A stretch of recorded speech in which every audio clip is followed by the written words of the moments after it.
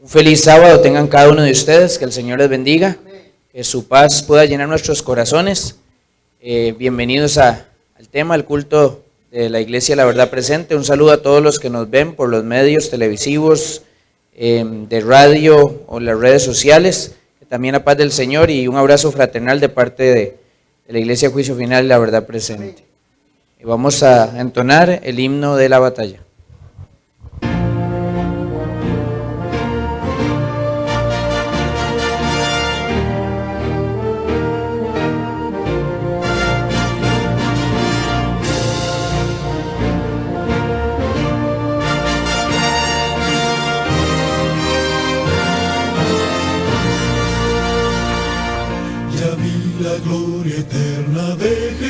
Grandioso Rey, Rey de reyes de este mundo majestuoso y con poder, su regreso ya anuncia con señales por doquier, venciendo viene el Rey. Gloria, gloria, aleluya. Gloria, gloria, aleluya. Gloria, gloria, aleluya, venciendo viene el Rey. Un clarín llamando fuerte la batalla anunció, Cristo al frente de su pueblo lleva en alto el pendón, con su fuerza y su poder la victoria conquistó, venció mi buen Señor. Gloria, gloria, aleluya. Gloria, gloria, aleluya. Gloria, gloria, aleluya. Venciendo viene el Rey. Cual el lirio de los valles y la rosa del Sarón, con amor y con ternura en mi vida transformó. Él murió para salvarme y hoy le alabo con fervor, venció mi Salvador. Gloria, gloria, aleluya. Gloria, gloria, aleluya. Gloria, gloria, aleluya, venciendo viene el Rey.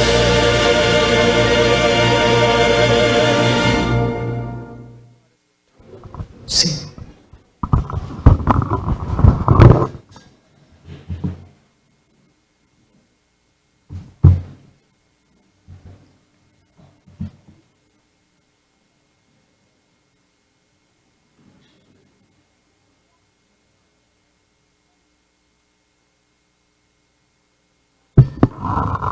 Nuevamente una cordial bienvenida desde lo más profundo de nuestro corazón a los miembros de la Iglesia La Verdad Presente, Juicio Final, y a los que también hoy nos honran con su presencia. Que Dios pueda bendecirles grandemente, y también reiteramos nuevamente un saludo para todos los que a través de redes sociales y de radio y de algún otro medio pues pueden escuchar los temas y sermones y enseñanzas también del remanente adventista CR. Es realmente un privilegio, hermanos, poder tener esta bendición de que durante casi siglo y medio todo ser humano en diferentes partes del planeta tiene el inmenso privilegio de poder encontrar un lugar donde el sábado, que es el cuarto mandamiento de la ley de Dios, puede reunirse con seres humanos observando ese mandamiento, el mandamiento del sábado, el cuarto mandamiento de la ley de Dios. Y gracias a Dios, hermanos, porque ¿qué sería de este mundo si esto no existiera? ¿Se ha puesto usted a pensar en eso? Imagine que esto no existiera. Tal vez muchos de nosotros no existiríamos. Muy bien, quiero que usted escuche lo siguiente y después le voy a hacer una pregunta. En el corazón de todos los seres humanos, sin distinción de raza o posición social, hay un indecible anhelo de algo que ahora no poseen. Este anhelo es implantado en la misma constitución del hombre por un Dios misericordioso, para que el hombre no se sienta satisfecho con su presente condición, sea mala o sea buena. Dios desea que el ser humano busque lo mejor y lo halle en el bien eterno de su alma. En vano procuran hombres y mujeres satisfacer este deseo con los placeres, riquezas, comodidad, fama o poder. Los que tratan de hacerlo descubren que estas cosas hartan los sentidos, pero dejan al alma tan vacía y desconforme como antes. En el designio de Dios, que es el designio de Dios que este anhelo del corazón humano guíe hacia el único que es capaz de satisfacerlo. Es un deseo de ese ser capaz de guiar a él la plenitud y el cumplimiento de ese deseo. La plenitud se halla en Jesucristo, el Hijo del Dios eterno, porque plujo al Padre que la plenitud de todo residiese en él, porque en él habita toda la plenitud de la divinidad corporalmente. Y es también verdad que vosotros estáis completos en él, con respecto a todo deseo divinamente implantado y normalmente seguido. El profeta Ageo en el capítulo 2, versículo 7, llama con justicia a Cristo de la siguiente forma: Él es el deseado de todas las gentes, o el deseado de todas las naciones. Es el propósito de este libro presentar a Jesucristo como aquel a quien puede satisfacer todo anhelo. Se han escrito muchos libros titulados La vida de Cristo, libros excelentes, grandes acopios de información, elaborados ensayos sobre cronología, historia, costumbres y acontecimientos contemporáneos con abundante enseñanza, y muchas vislumbres de la vida multiforme de Jesús de Nazaret. Sin embargo, no se ha dicho de ella ni aún la mitad. No es tampoco el propósito de esta obra exponer una armonía de los evangelios, o presentar en orden estrictamente cronológico los importantes sucesos y las maravillosas lecciones de la vida de Cristo. Su propósito es presentar el amor de Dios como ha sido revelado en su Hijo, la divina hermosura de la vida de Cristo, de la cual todos podemos participar, y no simplemente satisfacer los deseos de la mera curiosidad ni las observaciones de los críticos. Pero como por el encanto de su propia belleza de carácter, Jesucristo atrajo a sus discípulos a sí mismo, y por su toque y sentimiento de simpatía en todas sus dolencias y necesidades, y por su constante asociación, transformó sus caracteres de terrenales en celestiales, de egoístas en abnegados, y trocó la mezquina ignorancia y el prejuicio en el conocimiento generoso y el amor profundo por las almas de todas las naciones y razas.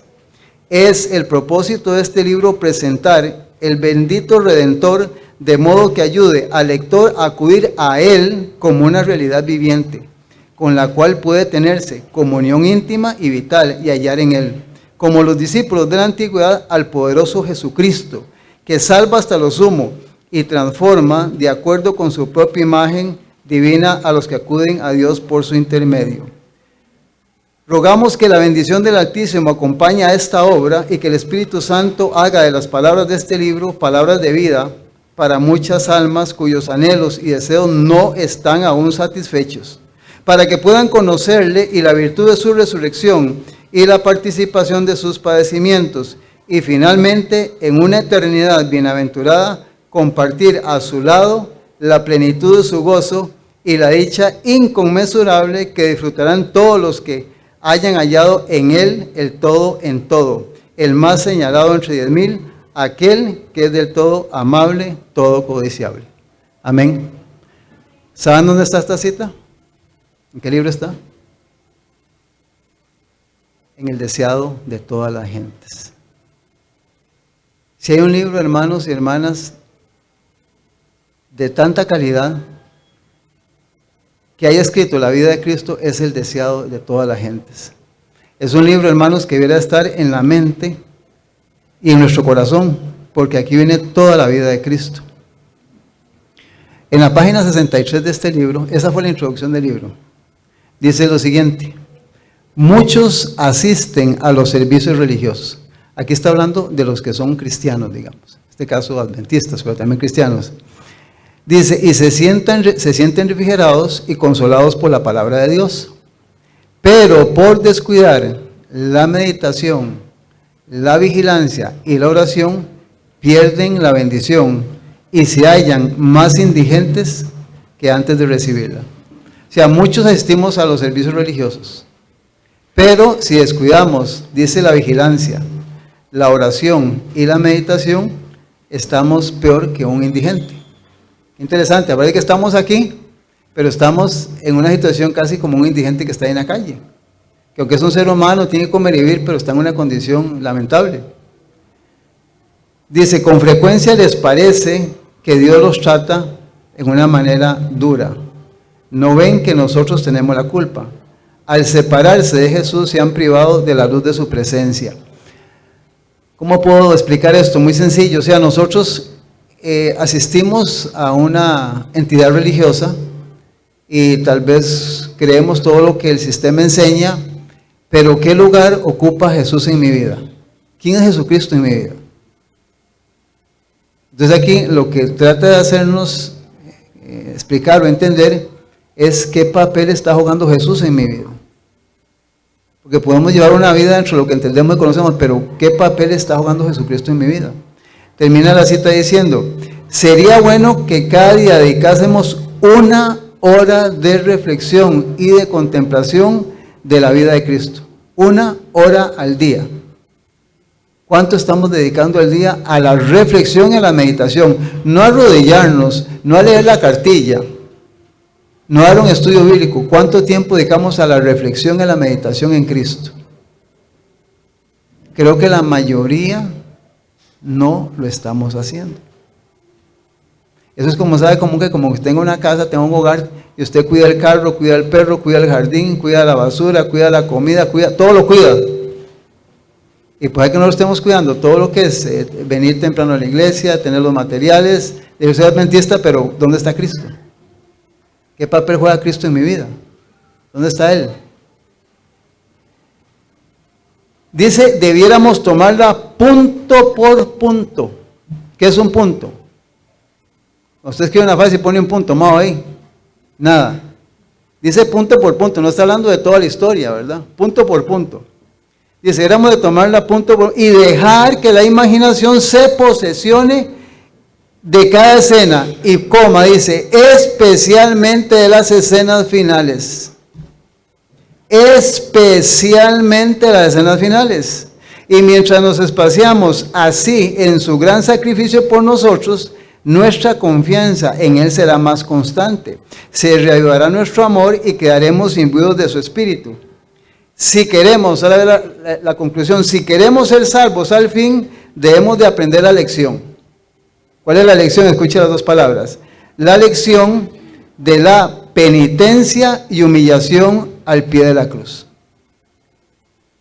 Humillación y penitencia al pie de la cruz. Cuando contemplamos las escenas finales. Rápidamente quiero decir que cuando yo vi la primera vez, me invitaron allá a una iglesia adventista a ver esta película de Mel Gibson, La Pasión. O sea, yo les soy sincero, mis lágrimas fueron constantes. Yo hubo gente que salió como si estuvieran ahí en el cine. O sea, como si hubiesen ido al cine, la mayoría gente que estaba ahí. Como si hubiera muerto no sé quién. ¿Por qué? Porque es que no hay una relación directa con todo lo que una persona joven, porque Cristo llegó a 33 años, estaba en la virilidad de su vida. Fue un joven. Lo que Él pasó cuando Él fue a la cruz del Calvario. Escenas finales, dice, en el libro de Hebreos capítulo 12, versículo 1, 2 y 3, el apóstol Pablo nos dice lo siguiente en Hebreos 12, 1, 2 y 3.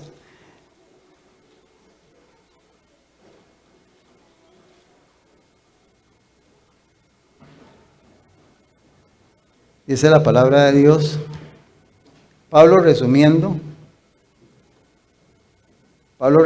dice, por tanto, y viene la coma. Cuando usted lee por tanto, es importante ver la puntuación en la Biblia. Él va a resumir todo lo que dijo en el capítulo 11. Nosotros también, usted y yo, teniendo alrededor nuestro tan grande nube de testigos y todos esos personajes que están en el capítulo 11 de Hebreos. Despojémonos de todo peso y del pecado que nos asedia y corramos de paciencia la carrera que tenemos por delante. Dice que tenemos que despojarnos del pecado. Despejarnos del pecado es vivir una vida, hermanos, sin pecado. Despojarse es que usted se quitó eso, ya no es problema en su vida. Despojarse del pecado. Puesto los ojos en quién? En el celular, en la televisión, en algún ser humano, en alguna meta material. En Él. Es en Él que hay que tener la vista. En Él hay que tener el pensamiento. Y estos no son los sábados en la mañana, hermano, en la tarde. Estos son las 24 hasta para acostarse. Dice el libro Consejos sobre Salud, dice que nuestro primer y último pensamiento debe ser Jesucristo. Ese es nuestro primer pensamiento. Dice, puesto los ojos en Jesús, el autor y consumador de nuestra fe, el cual por gozo puesto delante de Él sufrió la cruz, menospreciando lo oprobio, y se sentó a la diestra de Dios. Viene la palabra en el versículo 3. Considerad aquel que sufrió tal contradicción de pecadores contra sí mismo, para que vuestro ánimo no se canse en desmayar. Menciona aquí bien claros, hermanos, lo siguiente. Esta palabrita, considerar, ¿qué es considerar algo? Es pensar, meditar y reflexionar. Pensar, meditar y reflexionar. En Jesucristo en las escenas finales. Pero en la página 63 que leímos, les deseo a toda la gente donde dice que necesitamos humillación y penitencia. Esta palabra penitencia significa, es un sacramento en el cual por la absolución del sacerdote se perdonan los pecados cometidos. Los que hemos sido católicos entendemos bien esto, hermana Lorena. Le ponen de penitencia, bueno, voy a hacer 3 Aves Nuestras, 4 Ave Marías y va a estar 2 horas de rodillas ahí en el cuarto. Esa va a ser su penitencia, para que le perdonen los pecados. El don Carlos me entiende bien, ¿verdad? Sí, porque lo hicimos, ¿verdad? También viene otra parte de la penitencia. Es una virtud que consiste en el dolor de haber pecado y el propósito de no pecar más. O sea, la capacidad del ser humano de decir, Señor, lo hice, tengo que reconocerlo, pero de aquí en adelante me vas a dar el poder para no pecar más. Eso es parte de la penitencia. Dice, es dolor y arrepentimiento. Y define castigo público que imponía la Inquisición a todas sus víctimas. La Inquisición del año 538 a 1798 imponía a todas sus víctimas. Pero dice que penitencia, y viene la palabra humillación. Y la palabra humillación va muy de la mano con la palabra humildad. Sin humildad no puede haber humillación. Si no hay humildad en el ser humano, no puede haber humillación. En quien quiera que sea la persona. Se necesita humildad para que pueda haber humillación. Esta palabrita, humildad, significa ausencia completa de orgullo. Ausencia completa de orgullo. Ausencia completa. Condición inferior. Sí, porque ante la arrogancia y el desafío de los seres humanos y el mundo en que la gente vive de lujos, de vehículos, de famas y de poder, el cristiano tiene que ser sencillo y humilde. Y dejar que la persona materialista se espacíe en los logros materiales y mundanos mientras nosotros guardamos silencio. Porque nuestra vida no es esa. Porque esa no es nuestra meta. Y eso no nos va a dar la eternidad. Por eso Jesucristo dijo, aprended de mí que soy manso y humilde de corazón. Y esta palabra, humildad y humillación, es inclinar la cabeza como señal de acatamiento. Sí, Señor. Señal de acatamiento. Abate la altivez y el orgullo de un ser humano. Abate la altivez y el orgullo de un ser humano. Hermanos, cuando leímos ahí en el libro de Hebreos, que corramos la carrera. Los que tienen doctorados, licenciaturas, eso llaman alcanzó la carrera, alcanzó la meta. Lo nuestro es una carrera, no es una carrera de participar, estamos participando, pero al final esa carrera va a llevar un premio. Nosotros nos metimos en esto, hermana Rosibel, para llegar a alcanzar ese premio. Para alcanzarlo no es correr a lo loco, hay que llevar todo el equipo necesario, las herramientas, la condición mental para llegar a obtener el premio. Entonces no es una carrera. Y en Hebreos 4:14 el apóstol Pablo dice, retengamos nuestra profesión. Nuestra profesión. Si alguien que tiene que ser profesional en literatura es el adventista del séptimo día. No puede superarlo nadie. Y si lo supera, es porque no es una carrera, es porque no es una profesión. Es de los muchos que llegan a cumplir con una liturgia dentro de la iglesia. Entonces la Biblia nos insta a nosotros de que debemos de tomar muy en serio el privilegio que se nos da de ser profesionales en lo que es las cosas espirituales. Y dentro de eso debemos de quitar el orgullo, la altivez y ser humildes. Ser humildes. Eso en lo que el hermano Freddy mencionaba, el hermano Herbert, ayuda mucho a la unidad de la iglesia. Porque cuando usted se topa con una persona, con solo una forma que le dé la mano y lo mire, usted se da cuenta quién es. Entonces no necesita hablar con una persona. De hecho que hay gente que dice, ve a una persona y dice, ya me cae mal desde que lo veo. Sí, lo visualizan, lo visualizan y ya con el porte, la mirada, me cae mal, no lo soporto. Y no lo saludan ni lo conocen. Entonces, dentro de lo que vamos a ver ahorita, déjeme decirle que la humildad juega un papel muy importante en la vida del cristiano. No es que estoy diciendo que no debemos de tener logros terrenales, ojalá entre más. Por decirle algo, ¿quién mantuvo toda la iglesia apostólica? ¿Quién aportó todo el dinero para esa iglesia? Nicodemo. Era millonario Nicodemo. La riqueza no es mala. El problema es lo que hace el ser humano con la riqueza. Pero Nicodemo fue el hombre que dice que al final se quedó en la pobreza. Pero él aportó todo lo que tenía para viajes, para esto y para lo aportó todo. Entonces es la forma en que manejemos y hagamos las cosas. En el libro de Romanos capítulo 12, versículo 2, un versículo muy utilizado por muchos predicadores, dice la palabra de Dios lo siguiente. Romanos 12:2. No os conforméis a este siglo. No os conforméis a este siglo. Si usted busca en el diccionario la palabra mundo, la palabra mundo es todo lo que hay dentro de él. Y al final de esta palabra mundo, dice que todo lo que el mundo tiene es enemigo del hombre. Oiga, eso lo define el diccionario. Todo lo que el mundo tiene es enemigo del hombre. El mismo diccionario, Larousse, lo define. Entonces dice, no se conforme a este siglo, sino transfórmese por medio de la renovación de nuestro entendimiento. O sea, quiere decir que el ser humano ha perdido el norte, está sin brújula y a la deriva. Porque hay un deterioro en nuestro ser física y espiritualmente que hemos perdido nuestra identidad. Por ejemplo, para mí es un placer que don Herbert me diga, hermano Garita, ¿podría usted hacerme esto mañana?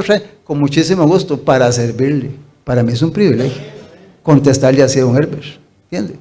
Pero ¿cuántas veces le decimos a una persona, ¿me puedo hacer esto? Y te vuelve a ver. Con los ojos te dijo, no me moleste. Y usted no espere que le digan, sí señor, sí señora, con mucho gusto para servirle. Eso está descartado en la mente del ser humano. Mentir, robar, no pagar, caer en pecado, es normal en el planeta ahora. Casi todo el mundo lo hace. Porque el ser humano se ha perdido. Entonces el ser humano necesita una renovación de nuestra mente. Y esta renovación la enfrentamos nosotros en la iglesia porque muchas veces nos dicen a nosotros, y pongo un ejemplo sencillo. El problema del cáncer en el colon, las grasas, las mantequillas, las margarinas son un veneno porque se adhieren ahí y nos despedazan. Y se nos dice, y mañana vamos al súper y compramos mantequilla, y compramos esto y compramos el otro y seguimos comiendo igual. Entonces no hay renovación de la mente. O sea, la persona está incapacitada para hacer ese cambio, porque su mente está deteriorada. Entonces se necesita un esfuerzo perseverante en la persona para hacer los cambios que necesita, porque está en juego todo, la vida física, la vida económica y la vida espiritual. Entonces cuando el apóstol dice que tenemos renovación en nuestra mente, hermanos, es que no podemos seguir viviendo igual. No podemos, hay que hacer cambios. O sea, si usted dice, yo estoy bien, está equivocado. O sea, estamos arrastrando 6,000 años de deterioro. Y si no, déjeme decirle que esta semana me contaba una persona ahí de muchos años era adventista, lo que le pasó cuando le provocaron. Le provocaron, y una persona de mucha calidad, mucho linaje, mucho adventismo, mucha educación, mucho conocimiento, y lo provocaron, o la provocaron, no voy a decir de qué sexo era, y cuando sucedió era que estaba dándose con la otra persona, llegó la policía, mira qué cosa más terrible. Me dice, cuando me detuvieron, yo no pensé que a mí jamás me hubiera pasado eso. Es un escándalo espantoso. Cualquier cantidad de personas llegaron. Ahí boté todo el adventismo, lo boté yo. Renovación de nuestra mente. Si hubiera habido humildad, conocimiento, no cae en la trampa. Pero cuando no hay humildad, no hay conocimiento y no hay cruz, entonces en algún momento nos tocan y podemos caer. Entonces hay que renovarse para poder entender estas cosas. A través de la Escritura, usted encuentra, por ejemplo, el profeta Daniel y algunos patriarcas donde usaban esta frase, yo te aconsejo, como Apocalipsis 3, yo te aconsejo que de mí, yo te recomiendo. Esto, hermanos, es por amor. Esto es por obediencia en la persona hacia Jesucristo. Él da la recomendación, Él da la consejería. Esto no, el reino de los cielos no usa la fuerza.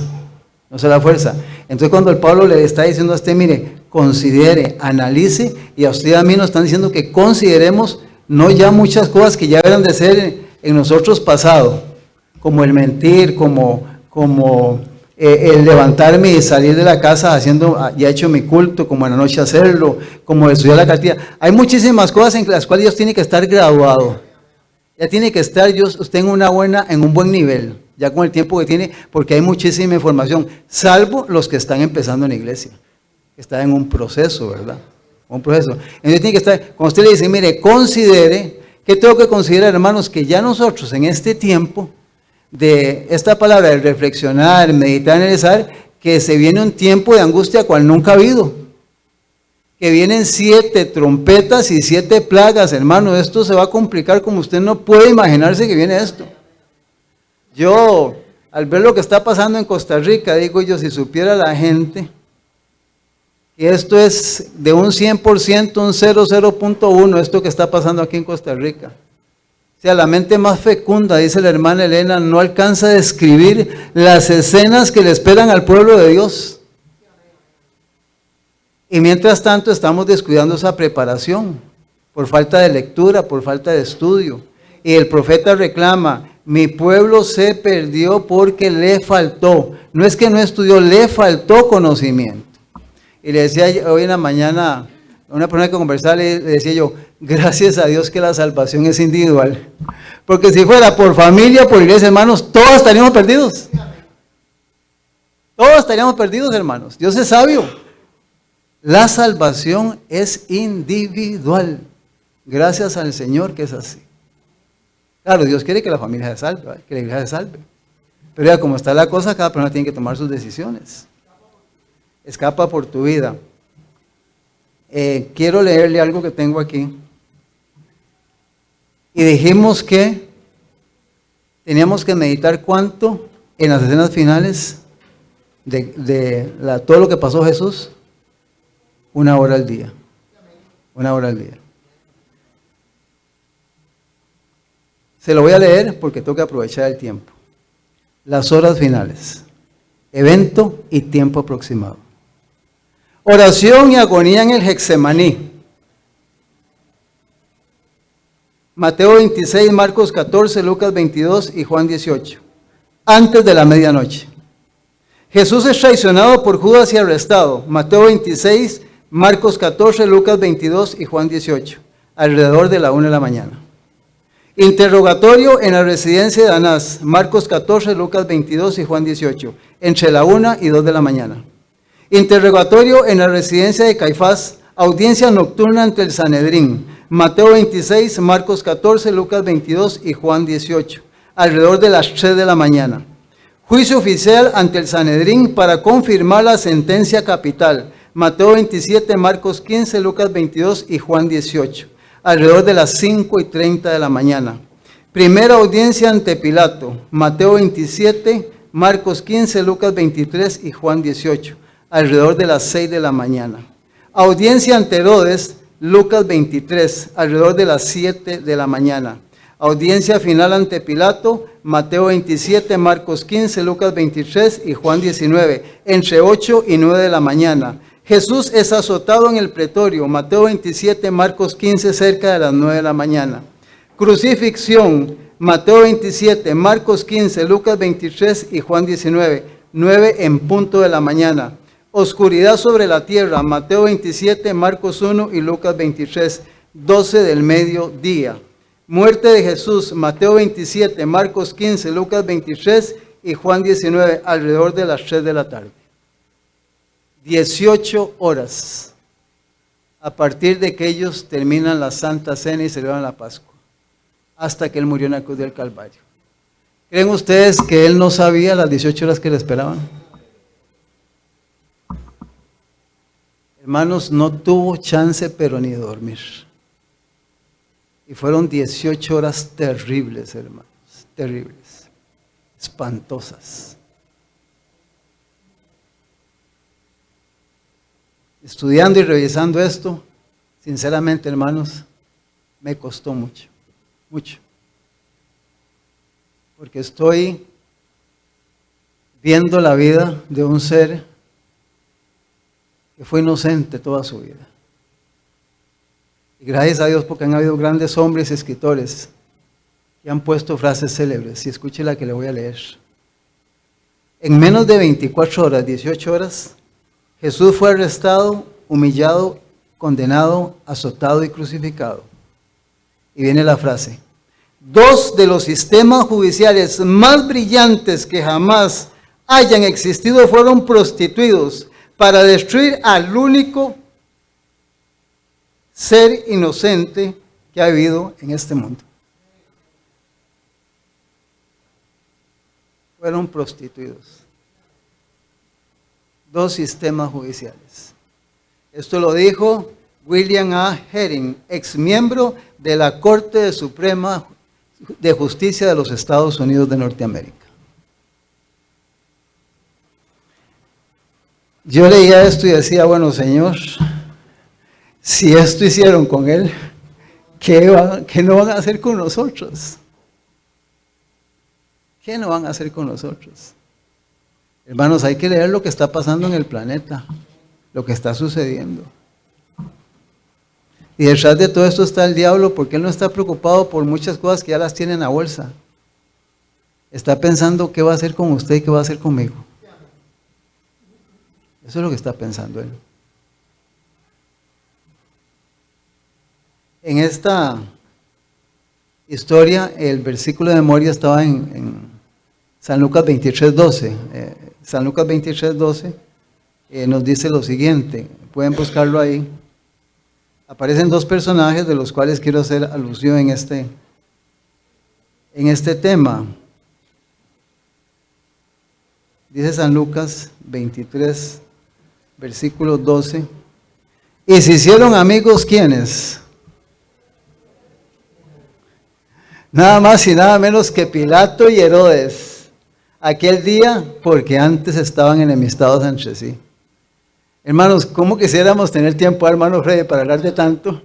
Hermanos, mire, esto va a ser una unión a nivel mundial que hasta los peores enemigos y los más malos se van a sentar a comer en la mesa, hermanos. Se van a sentar para acabar con el pueblo de Dios. Y ahí van a ver amigos, familiares, dirigentes, miembros de iglesias. Eso va a ser igual, enemigos se van a unir. Hay mucho material sobre esto. Demasiado material. Quisiera mencionarle que en cuanto a este hombre Pilato, su origen era Samnita, Samnita era él, Samnita. Samnita era un pueblo en el centro de Italia, en la capital de Italia. Pilato venía ahí, era un italiano era este Pilato. y sus antepasados eran gente militares. Imagínense el hombre que el diablo fue acomodando. Eso lo planificó el diablo, hermano. Lo fue acomodando porque lo necesitaba exactamente ahí para cuando estuviera al frente del dueño de todo el universo. Él era un representante de Satanás en ese momento, escogido por el diablo. Ustedes saben que, por ejemplo, los rusos, esos grandes campeones que tienen Rusia y Bulgaria, esos atletas, eso desde bebé los tiran a las piscinas, les dan trabajo de joven y todo, para llegarlo a ser los campeones olímpicos. Los muchachos no nacen ahí, los cogen ahí, los buscan, no, ya ellos vienen desde bebés. Entonces, en el caso de este Pilato, su origen venía prácticamente de una educación enteramente militar, ¿verdad? Era un hombre militar. Y yo quisiera mencionarle algunas características o rasgos del carácter de Pilato. Y déjeme decirle que quiero decirle lo siguiente. Cuando Pablo dice constantemente en Romanos, en Corintios, y estas cosas se escribieron como ejemplo para que nosotros no hagamos como ellos hicieron. Ahí no está hablando del pueblo de Israel, es de todos los personajes que hay en la Biblia. Hermanos, por un pecado, Adán y Eva fueron expulsados del Edén. Por un pecado. Moisés, por un error tipo pecado, no entró a la tierra prometida. Entonces, todo lo que le pasó a todos estos personajes de la Biblia, buenos o malos, es para usted y es para mí. Entonces, yo voy a copiar qué es lo que ellos tenían o qué no tenían para que yo examinarme y no tener, o sea, yo no ser como ellos fueron o hacer lo que ellos hicieron. Y algo que sí me preocupa, donde tenemos que trabajar mucho nosotros, hermano Mao, es en nuestro carácter, en nuestra manera de ser. Yo diga lo que era este hombre. Dice Pilato era un hombre rígido y hombre excesivamente iracundo. Iracundo. Hace poco, esta misma persona que me contó de ese pleito, dice que tiene un hermano que cuando se enoja se ciega y al que se le mete lo agarra el cuello y si no se quita lo ahorca. Y es una persona que trabaja, tiene muchos bienes, es una persona muy inteligente. Ahora tiene una demanda pesadísima por intento de asesinato. Agarró un empleado, lo agarró del cuello y todo. Vea lo que costó quitarlo. El empleado quedó casi muerto, ahí morado, quedó en el suelo. Por un problema que tuvo. Este hombre, Pilato, era un hombre iracundo. Dice, le gustaban los sobornos. Era muy soberbio, era violento. Le gustaba ultrajar a las personas. Dependiendo de quién es la persona, dice que era rencoroso. Le gustaba asesinar gente sin hacerle el juicio. Es terrible, ¿verdad? Porque dice que era incesante y sumamente agravante su brutalidad.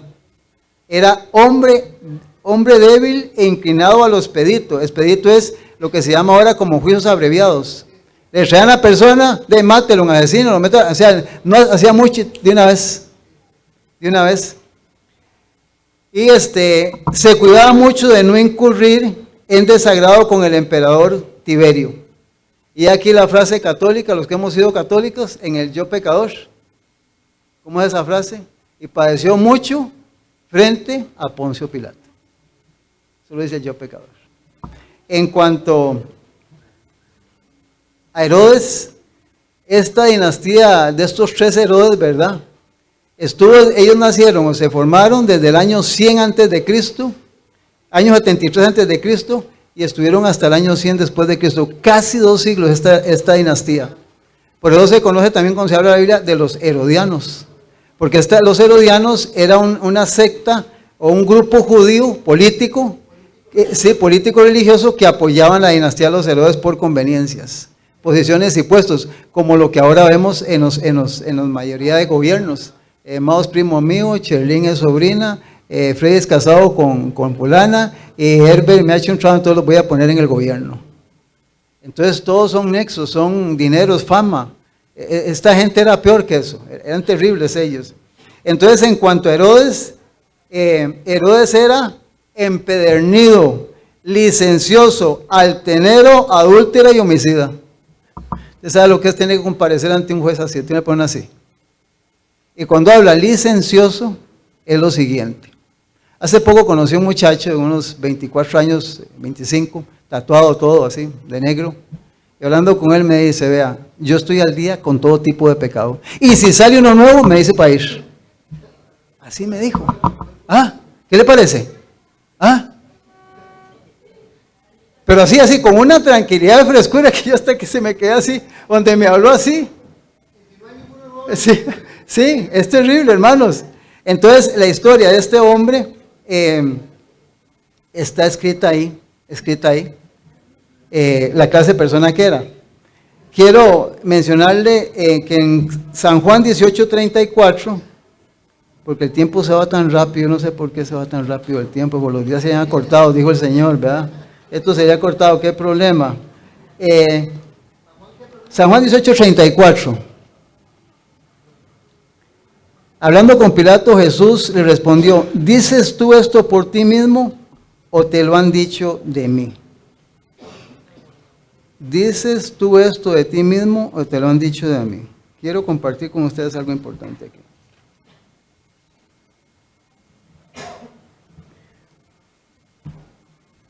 Página 675, el deseo de todas las gentes. Es decir, entre las acusaciones de los sacerdotes o un deseo de recibir luz de Cristo, lo que motivaba la pregunta de Pilato.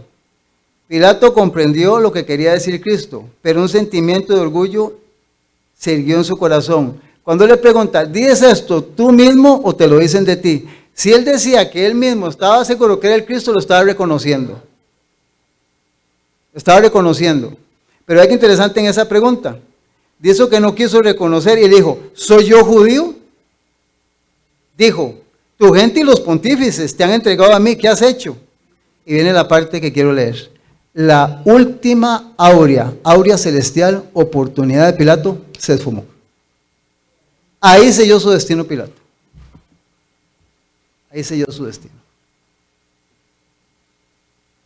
Menciono esto, hermanos, porque todo ser humano en algún momento podemos sellar nuestro destino para eternidad o para perdición. Si nosotros vivimos la vida diariamente, la vivimos como personas normales, personas que actuamos y vivimos, pero hay decisiones importantísimas en nuestra vida donde el cielo está ratificando si somos de aquí o somos de allá. Y podemos seguir viviendo y viniendo a la iglesia, todo lo que usted quiera, pero en un momento hay decisiones cruciales en nuestra vida en algún momento donde tenemos que tener bien claro qué es y cómo tenemos que decirlo, no importando las consecuencias. Ahora, Jesús sabía delante quién estaba. Lucas 23:6.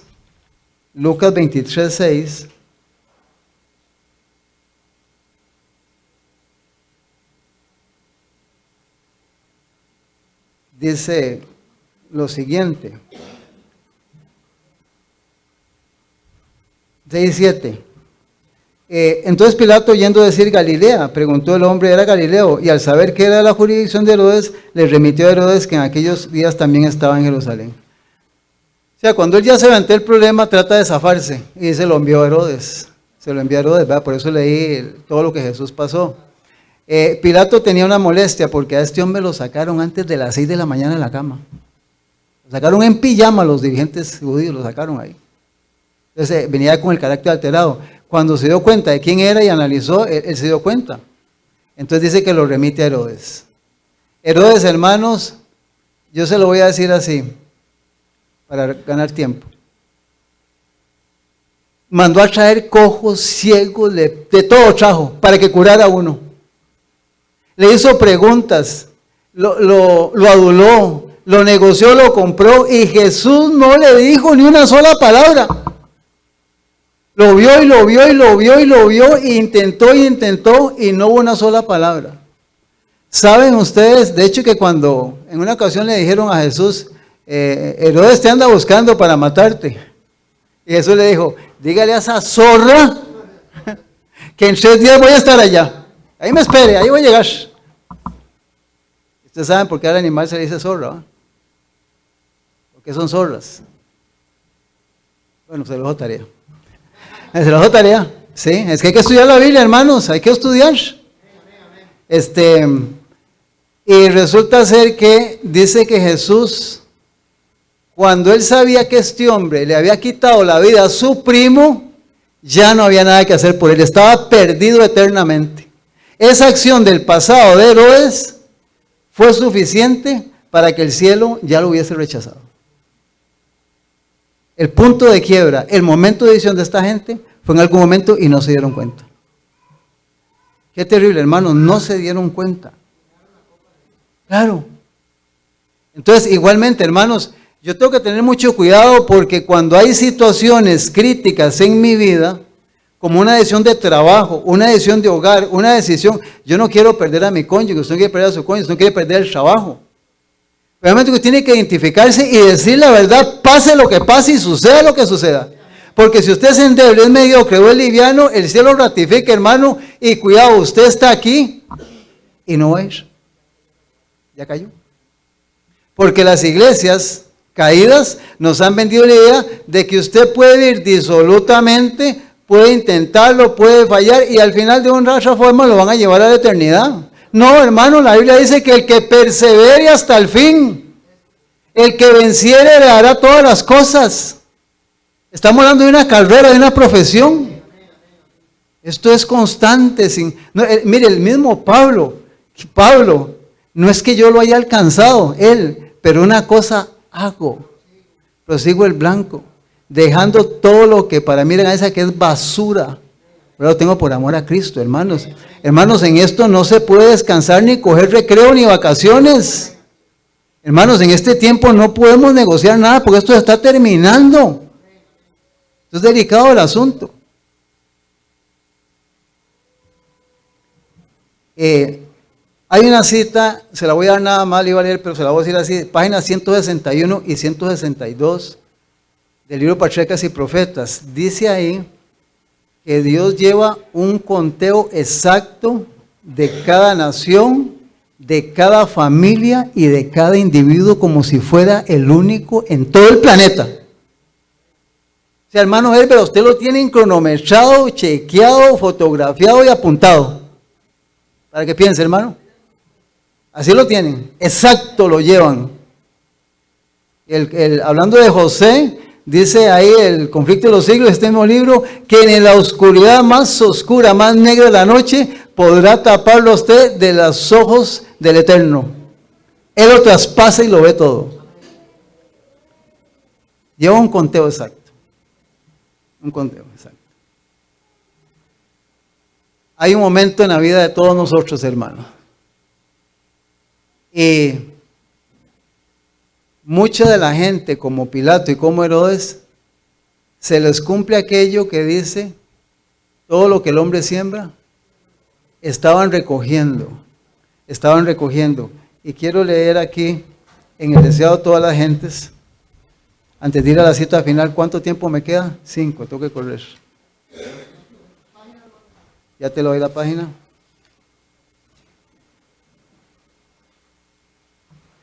Página 688.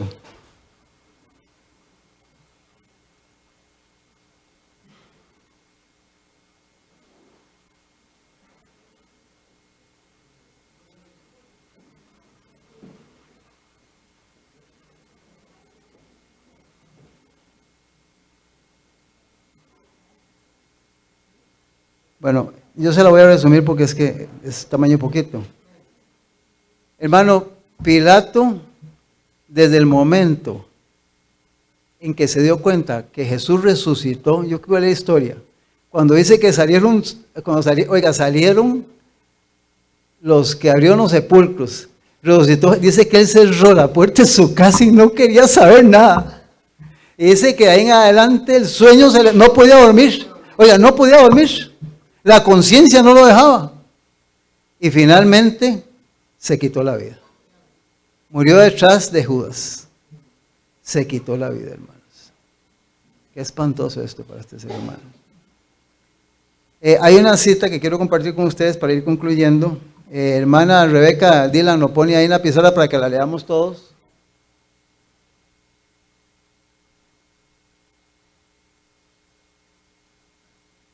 Esta cita está en el libro Hechos de los Apóstoles. Mire lo que dice esta cita. Todo el que en ese día malo quiera servir sin temor a Dios, de acuerdo con los dictados de su conciencia, necesitará valor, firmeza y conocimiento de Dios de su palabra. porque los que sean fieles a Dios serán perseguidos, sus motivos serán condenados, sus mejores esfuerzos serán desfigurados y sus nombres serán denigrados. Satanás obrará con todo su poder engañador para influir en el corazón y oscurecer el entendimiento, para hacer pasar lo malo por bueno y lo bueno por malo.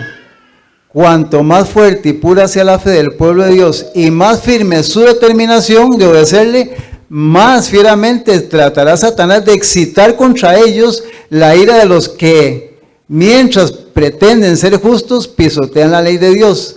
Se requerirá la más firme confianza, el más heroico propósito para conservar la fe que una vez fue dada a los santos. Continuamos con lo que sigue, hermana Rebeca y Dylan. La otra parte.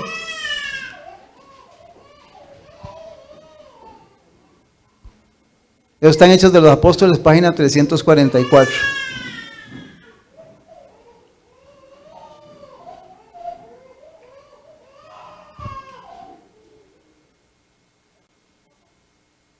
Dios desea que su pueblo, los que son su pueblo, se prepare para ¿qué? La crisis venidera. Esté preparado o no, tendrá que afrontarla. Y solamente aquellos que hayan vivido en conformidad con la norma divina permanecerán firmes en el tiempo de la prueba. Cuando quienes, los gobernantes seculares, se unan con los ministros de la religión para legislar en asuntos de conciencia, entonces se verá quienes realmente temen y sirven a Dios.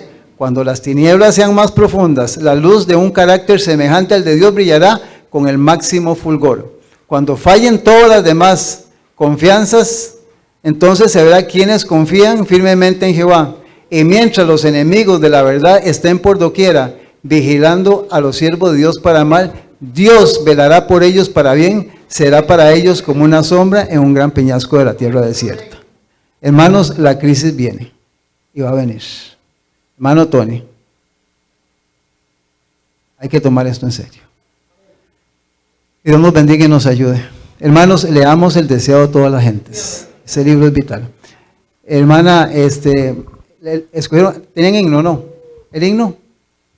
Hermana Rebeca, el himno, por favor, para concluir. Este himno es para la honra y gloria del Señor. Y también para deleite de nuestra vida espiritual.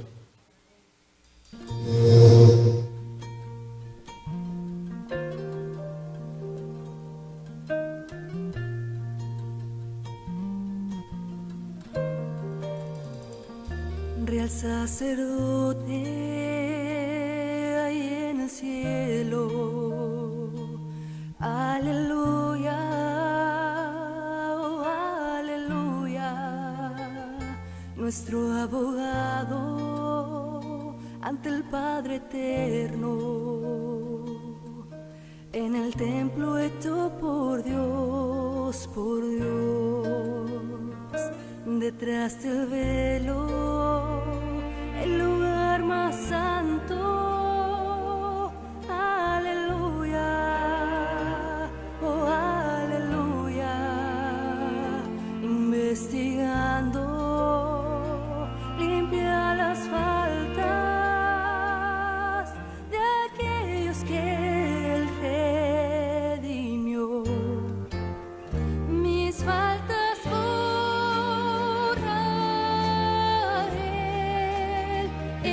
Santuario me une más a Él en el santuario, en el cielo.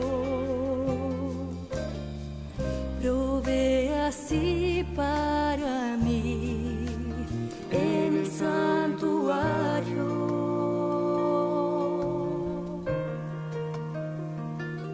Purifica el templo celeste, aleluya, oh aleluya, y su venida está preparando a todo aquel que ha sido fiel. Mis faltas por Él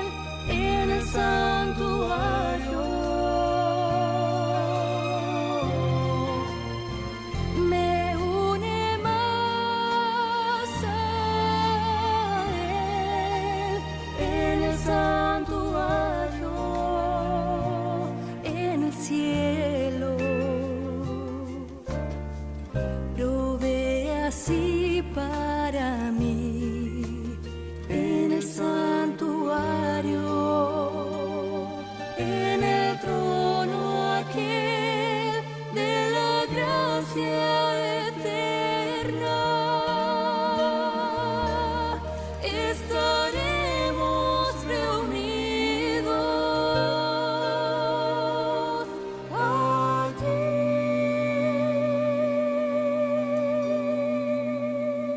Mis faltas borraré en el santuario. Me une más a él en el santuario, en el cielo. Provee así para mí en el santuario, en el santuario, en el santuario.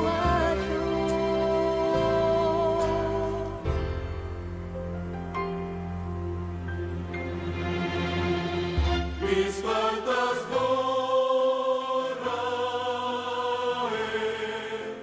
en el santuario. Me une más a él en el santuario, en el cielo. Provee así para mí en el santuario, en el santuario, en el santuario. En el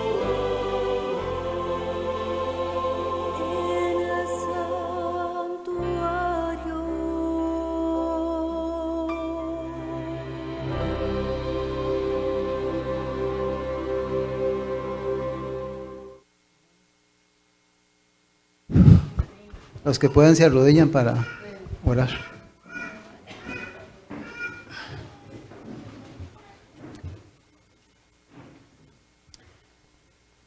Amado Dios, Padre Celestial y Eterno, gracias porque hace muchos años un niño nació en Belén. Él era la simiente prometida, señalada por el primer altar erigido ante la puerta del Edén. Él era el gran yo soy, el pacificador. Él era el deseado de todas las gentes, la raíz, la posteridad de David, la brillante estrella de la mañana. Es nuestro gran sumo sacerdote. Él es la cabeza de un sacerdocio inmutable.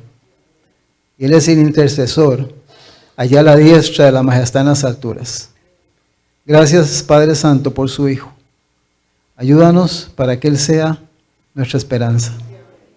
Y que como niños, jóvenes, adultos y ancianos podamos rendirnos a Él, para que algún día en nuestras cabezas, en nuestras sienes, puedas poner la corona de la inmortalidad. Bendice los alimentos también esta mañana que han preparado nuestras hermanas, que con ellos también glorifiquemos su nombre. Gracias, eterno Dios, en el nombre de su Hijo amadísimo, el Señor Jesucristo. Amén y amén. Amén.